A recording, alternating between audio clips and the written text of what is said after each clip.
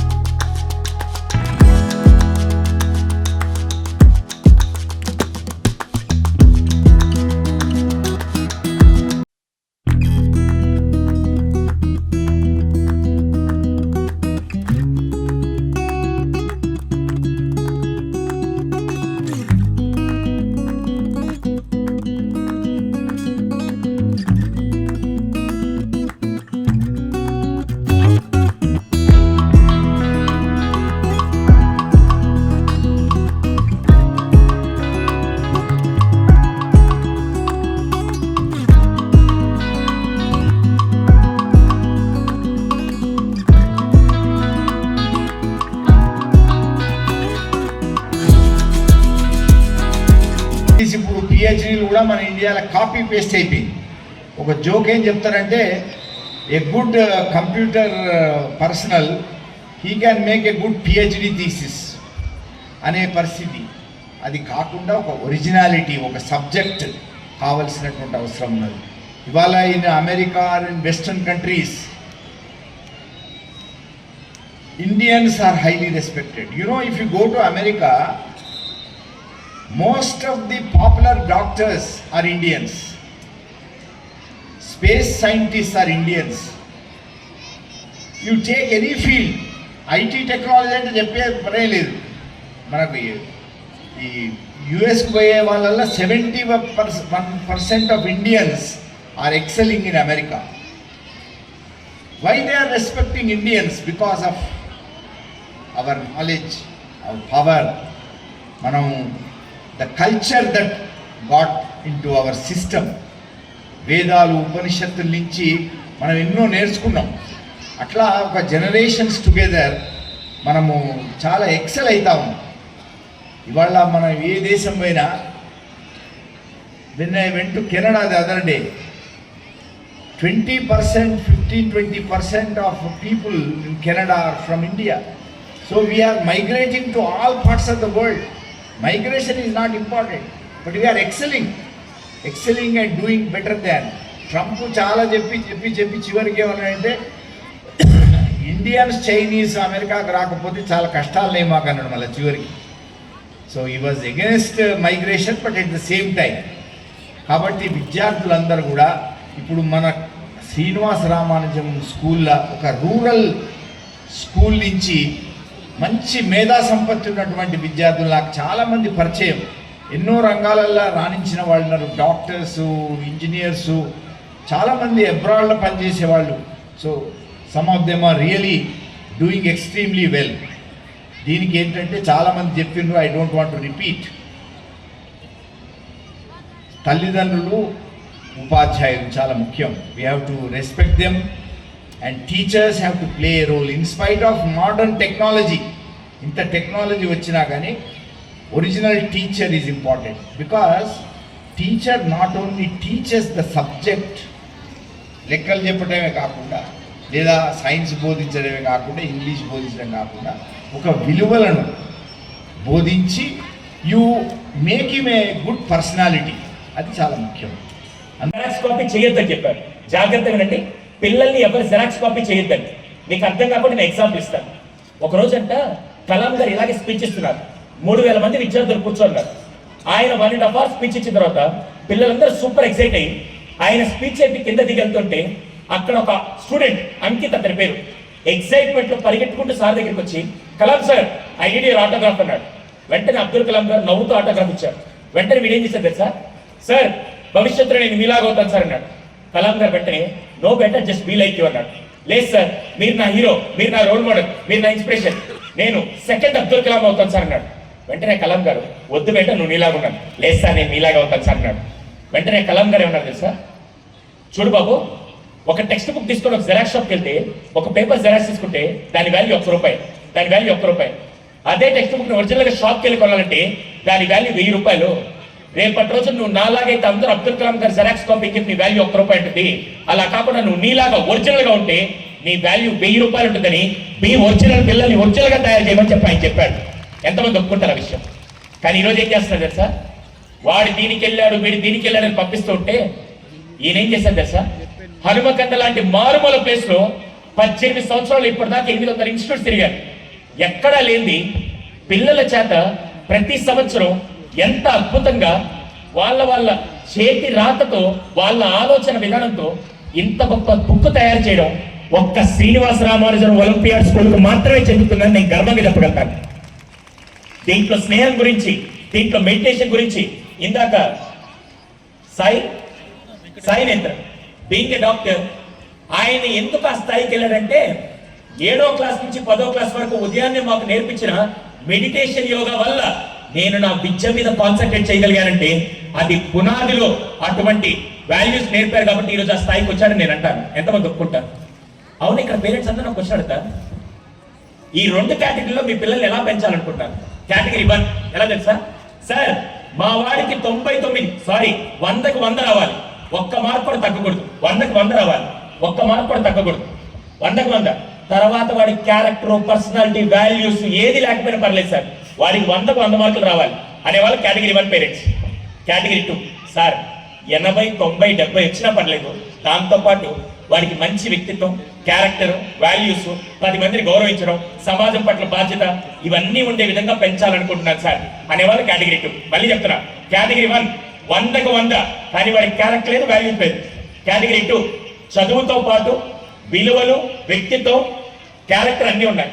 ఈ రెండింటిలో ఎంతమంది దేంట్లో పెంచాలనుకుంటున్నారు? ఎంతమంది కేటగిరీ 1? నేను గూగుల్లో ఎదగాలి ఇప్పుడు. ఎంతమంది కేటగిరీ 2? Very good. సరే కానీ ఈరోజు హైదరాబాద్కి వెళ్ళో లేకుంటే ఇంకెక్కడైనా కార్పొరేట్ సంస్థలకు వెళ్తే అది వస్తుందో లేదో తెలియదు, కానీ మన హన్మకొండలో ఒక వ్యక్తి చిన్నప్పటి నుంచి విద్యతో పాటు విలువలు ఇవ్వాలని 2012 ఐ థింక్ సో అప్పుడు స్టార్ట్ చేసిన ప్రయాణం. అప్పుడైనా అంతకుముందా ఎప్పుడు స్టార్ట్ చేసేది తెలుసా? ఆ రోజు నుంచి చదువుతో పాటు ఎక్స్ట్రా కరికులర్ యాక్టివిటీస్కి వాల్యూస్ ఇస్తూ అంత స్థాయిలో పిల్లల పునాదిని స్ట్రాంగ్ గా బిల్డ్ చేస్తున్న శ్రీనివాస రామానుజన్ ఒలింపియడ్ స్కూల్ కి నిజంగా నేను హార్ట్ఫుల్ గా థ్యాంక్స్ తెలియజేస్తున్నాను. One of the great institutes in the district and also in the state. Now coming to this particular auspicious day, today is National Mathematics Day, which happens to be the birth anniversary of the greatest mathematician India has seen, one of the greatest mathematicians the world has seen, Sri Srinivasa Ramanujan. For the benefit of young students, I would like to share some views about Srinivasa Ramanujan, some facts about Srinivasa Ramanujan. You know, once in a elementary school, the teacher was teaching the concept of division to young students. Normally it is a very difficult task to teach about division to young students, you know. So the teacher, after teaching the concept of division, asked the students, if 50 bananas are distributed to 50 students, how many bananas each student would get? Of course, immediately they said 50 by 50, they said 1. Immediately one student got up and asked, teacher, if no bananas are distributed to no students, how many bananas each student would get? He said, if no bananas are distributed to no students, how many bananas each student would get? All the students, you know, they laughed at him, what is this stupid question, no banana, no student. But the teacher was amazed. The teacher realized this boy is not an ordinary boy, he is something extraordinary. And that boy was none other than Srinivasa Ramanujan. And you know, in mathematics, we teach what is called 0 by 0 or infinity by infinity. In mathematical terminology, we call that indeterminate form. And we resolve that. ఈ school 21 సంవత్సరాలు పూర్తి చేసుకున్న సందర్భంలో యాజమాన్యానికి శుభాకాంక్షలు తెలియజేసుకుంటా ఉన్నాను. ఈరోజు ఈ స్కూల్లో చదివిన పిల్లలు చాలామంది మీ అందరికీ తెలుసు, మొట్టమొదటి సంవత్సరం నుండి ఇప్పటి వరకు 20 సంవత్సరాలు చదివిన పిల్లలు అనేక మంది ఈ రాష్ట్రంలో, ఈ దేశంలో ఉన్నత రంగాల్లో స్థిరపడ్డారు. చాలా గర్వంగా ఉంది. నేను ఏ కార్యక్రమానికి వెళ్ళినా, ఏ ఫంక్షన్కి వెళ్ళినా కూడా నేను ప్రతి సంవత్సరము తల్లిదండ్రులతో, విద్యార్థులతో అనేక కార్యక్రమాల్లో ఇంటరాక్ట్ అవ్వడం వల్ల వాళ్ళు నన్ను గుర్తించి, సార్ నేను ఎస్ఆర్ కాన్సెప్ట్ స్కూల్లో చదివాను సార్, నేను ఇంజనీర్ని అయ్యాను, డాక్టర్ని అయ్యాను, లాయర్ని అయ్యాను, మరి ఈరోజు పరిశ్రమ పెట్టుకున్నాను, ఇండస్ట్రీ నడుపుతున్నాను, అదేవిధంగా ఐఏఎస్, ఐఎఫ్ఎస్లో కూడా సెలెక్ట్ అయ్యానని చెప్పినప్పుడు నేను చాలా సంతోషపడి గర్వపడతాను. ఎందుకంటే మా మిత్రుడు రాజిరెడ్డి గారు ఏదైతే ఆశించి ఈ స్కూల్ను స్థాపించాడో వారి ఆశయాలకు అనుగుణంగా అదే మాదిరిగా పిల్లలను ఒక మంచి స్కూల్ను సెలెక్ట్ చేసి వాళ్ళ భవిష్యత్తును అర్థం చేసుకొని వాళ్ళు తీర్చిదిద్దాలనే ఉద్దేశంతో తల్లిదండ్రులు కూడా ఈ నగరంలో అన్ని స్కూళ్ళు తిరిగి శ్రీనివాస రామానుజన్ కాన్సెప్ట్ స్కూల్ అయితేనే బాగుంటుంది మా పిల్లలకని చెప్పి ఈ స్కూల్లో మీరు చేర్పించి చదివించినందుకు మీకు కూడా నేను కృతజ్ఞత తెలియజేస్తూ ఉన్నాను. ఎందుకంటే మీకు అందరికీ తెలుసు, ఈ హన్మకొండ శ్రీనగర్ లోపల, హన్మకొండ, కాజీపేట, వరంగల్ నగరంలో చూడండి. నేను ఈ స్కూల్ గురించి చెప్పడం కాదు, మీరు ఒకసారి అన్ని విజిట్ చేయండి. పేరుపోయిన స్కూళ్ళను కూడా చూసినప్పుడు మీకు అర్థమవుతుంది. ఆ స్కూల్లో ఇంత విశాలమైనటువంటి మైదానం ఉండదు, ఇంత ఆహ్లాదకరమైన వాతావరణం ఉండదు, ఈ చెట్లు చేమలు కనబడాయి, పిల్లలకు హాస్టల్ వసతి సరిగ్గా ఉండదు, పిల్లలకు క్లాస్ రూమ్స్ సరిగ్గా ఉండయి, ఆడిటోరియాలు ఉండయి, ఎలాంటివి ఉండయి. నేను గంటాపదంగా చెప్తా ఉన్నాను, ఎందుకంటే నేను అనేక సంవత్సరాల నుంచి అన్ని స్కూల్ చూశాను, అటెండ్ అయ్యాను. బాధ వేస్తుంది, పిల్లలందరినీ ఒక దగ్గర తోలి, ఒక దొడ్డ తోలి చెప్పినట్టు ఉంటుంది ఇతర స్కూళ్ళలో. కానీ నేను గర్వపడుతున్నా, శ్రీనివాస రామానుజన్ కాన్వెంట్ స్కూల్ ఒక పద్ధతిలో, ఒక ప్రణాళికాబద్ధంగా పిల్లలకు విద్యను నేర్పించాలి. ఒక విద్యా బోధన కాదు, విద్యార్థులందరినీ కూడా ఆల్రౌండ్ డెవలప్మెంట్ కాన్సెప్ట్ ద్వారా పిల్లల్లో అనేక రంగాల్లో తీర్చిదిద్దాలనే ఉద్దేశంతో ఇటు క్రీడా రంగంలో కానీ, మరి కల్చర్ రంగంలో కానీ, ధ్యానంలో కానీ, విద్య బోధించడంలో కానీ, ఇతర గేమ్స్ అన్నింటిలో కూడా రాణించాలని చెప్పే తపన వారి ప్రణాళికాబద్ధంగా తీర్చిదిద్దడం వల్ల ఈరోజు జిల్లాలోనే అనేక పోటీల్లో పాల్గొని గుర్తింపు తీసుకొని వచ్చారు ఈ శ్రీనివాస రామానుజన్ కాన్సెప్ట్ స్కూల్ వాళ్ళు. టైకండ్లో కానీ, చెక్ముక్లో కానీ, మరి వాలీబాల్లో కానీ, షటిల్ బ్యాడ్మింటన్లో కానీ, కబడ్డీలో కానీ అన్ని రంగాల్లో పాల్గొన్నారు. అదేవిధంగా మరి ధ్యానం చేస్తూ ఏకాగ్రత సాధించి టీచర్లు బోధించేటువంటి అభ్యాసాన్ని కూడా మంచిగా అభ్యసించి వాళ్ళు రాణిస్తూ ఉన్నారు. ఒక పిల్లవానికి ఈ విధంగా ఉల్లాసంగా, ఉత్సాహంగా, వికాసంగా వారికి జ్ఞానం జరగాలి, మంచి బోధించిన వాటి చక్కగా మైండ్లో ఉండాలనే ఉద్దేశంతో రిఫ్రెష్ లాగా చేయడం, ఇలా కార్యక్రమాలన్నీ కూడా రూపొందించి చెప్పడం జరుగుతూ ఉంది. Institution. Ramanyan's life and work symbolize intellectual curiosity, originality, perseverance, and excellence in mathematical thinking. His contributions continue to inspire learners to view mathematics not merely as a subject, but as a powerful tool for logical reasoning, innovation, creativity, application skills, and problem-solving skills. At Srinivasa Ramanujan Olympiad School, we are committed to the CBSE vision of competency-based education, fostering critical thinking, creativity, scientific temper, and strong ethical values. Our aim is to nurture students who are academically sound, socially responsible, and prepared to meet global challenges. I take this opportunity to express my sincere gratitude to our chief guest and distinguished invitees for gracing this occasion. I appreciate the dedication of our teachers, the cooperation of our parents, and the enthusiasm and discipline of our students, who remain the pride of our institution. Once again, I warmly welcome you all, and with this celebration, great success. Thank you. Have a meaningful and memorable day. Thank you. చాలా colleges విద్యను ఇస్తున్నాయి, విద్యతో పాటుగా విలువల్ని కూడా నేర్పిస్తున్నాయి. ఈరోజు Srinivasa Ramanujan olympiad స్కూల్కి వచ్చినట్లయితే ఒక గొప్ప ప్రయత్నం ఈ సంవత్సరం ముత్యరాజరెడ్డి గారు ఇనాగ్రేట్ చేయడం జరిగింది. అదేంటి అని అంటే, Telugu, Hindi, English, mathematics, science, social చదివితే మా విద్యార్థులు మార్కులు మంచిగా వస్తాయి, జీవితంలో చాలా సెటిల్ అవుతారనేటటువంటి ఆలోచనతో పాటుగా ఈ 6 సబ్జెక్టులతో పాటుగా 7వ సబ్జెక్టును కూడా నా విద్యార్థులకు ఇవ్వాలి, నా విద్యార్థుల్ని సమాజంలో చక్కటి మార్గంలో పంపించాలనే ఒక ఆలోచనతోటి ఈ సంవత్సరం ఈసీజీ ఎథికల్ కెరియర్ గైడెన్స్ అనేటటువంటి ఒక వినూత్నమైనటువంటి కార్యక్రమాన్ని ఈరోజు శ్రీనివాస రామానుజన్ ఒలింపియాడ్ స్కూల్లో ఒక లాంగ్ టర్మ్ ప్రాజెక్ట్గా డిజైన్ చేయడం జరిగింది.